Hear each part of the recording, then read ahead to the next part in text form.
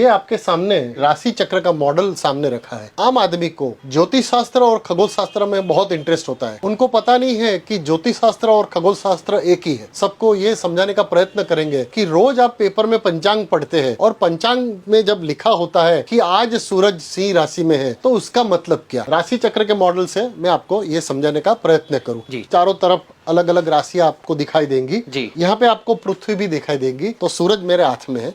एक बल्ब मैंने बनाया है। ये एज ए सन यहाँ पे आ गया है। बल्ब जो है ये एज ए सन हमने रखा है। सूरज तो बहुत बड़ा होता है, पृथ्वी छोटी होती है, तो ऐसा आपने क्यों किया। पृथ्वी से जब हम सूरज को देखते हैं तो वो छोटा ही दिखता है, इसलिए हमने सूरज को इस तरह का रखा है। आप यहाँ पे देखेंगे तो हमने एक एरो बनाया है और एरो के एक तरफ पृथ्वी है और दूसरी तरफ एरो कोई न कोई एक नक्षत्र की तरफ दिख जाता है। समझ लो आज के पेपर में हमने पढ़ा कि आज सूरज सिंह राशि में है। तो ये समझाने के लिए ये मॉडल बिल्कुल आसान है। Early in the morning sunset होता है तब उसके बैकग्राउंड में कौन सी राशि है। तो यहाँ पे हमें दिखती है कि अभी पृथ्वी के सामने जो सूरज है उसके बैकग्राउंड में सिंह राशि है। आज सूरज सिंह राशि में है। जैसे जैसे महीना बदलता जाएगा तो राशि बदलती जाएगी और धीरे धीरे साल में जो 12 राशि है 30 डिग्री को डिवाइड करके 360 डिग्री पे वापस आ जाती है। ये एक एस्ट्रोनॉमिकल और एस्ट्रोलॉजी दोनों समझने के लिए बहुत शानदार मॉडल है। पूरी गैलेक्सी में हमारा सोलर सिस्टम तो एक छोटा पार्ट है जी। लेकिन जब हम पृथ्वी पे खड़े हैं तो हमें क्या लगता है कि रोज सूरज पूर्व से आके पश्चिम में चला जाता है जी।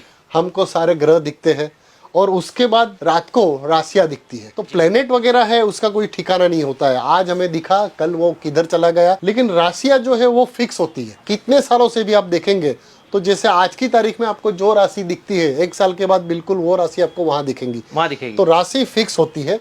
प्लेनेट की जो गति है क्योंकि वो सूरज के आसपास घूमते हैं तो आपको रोज अलग अलग दिशा में देखने को मिलता है। तो इसमें मैं जानना चाहूंगा कि आपने किस चीज का इसको बनाया हुआ। यहाँ पे तो सबसे पहले आप देखेंगे तो हमने राशि और जो नक्षत्र है उनका एक बैकग्राउंड तैयार किया है और बैकग्राउंड के बीच में आप देखेंगे तो बल्ब होल्डर हमने लगाया है और बीच में पीला कलर का बल्ब क्योंकि सूरज हमें पीला दिखता है। उसके आसपास पृथ्वी रिवॉल्व होती है तो यहाँ पे एक बॉल बेरिंग की रचना करके पृथ्वी को हम आसानी से जहां चाहे वहां हम घुमा सकते हैं। प्रमुख तारे जो भी है उसके ऊपर हमने एलईडी लगाई है। इसी राशि को आकाश में देखने के लिए कौन कौन से तारे देखना है वो इसी का रेफरेंस लेके दिख सके। लोगों को एस्ट्रोनॉमिकल और एस्ट्रोलॉजिकल दोनों की समझ बिल्कुल आसानी से आ जाती है। और ये मशीन का नाम है वेट ऑन अदर प्लेनेट। यहाँ पे आप देखेंगे कीबोर्ड दिया गया है जी। तो ये कीबोर्ड में सबसे पहले में 72 kg है तो डिस्प्ले पे ये आ जाएगा। मुझे ये जानना है कि सूरज का वजन कितना होगा जी। तो मेरे पास एक बिल्कुल सिंपल है।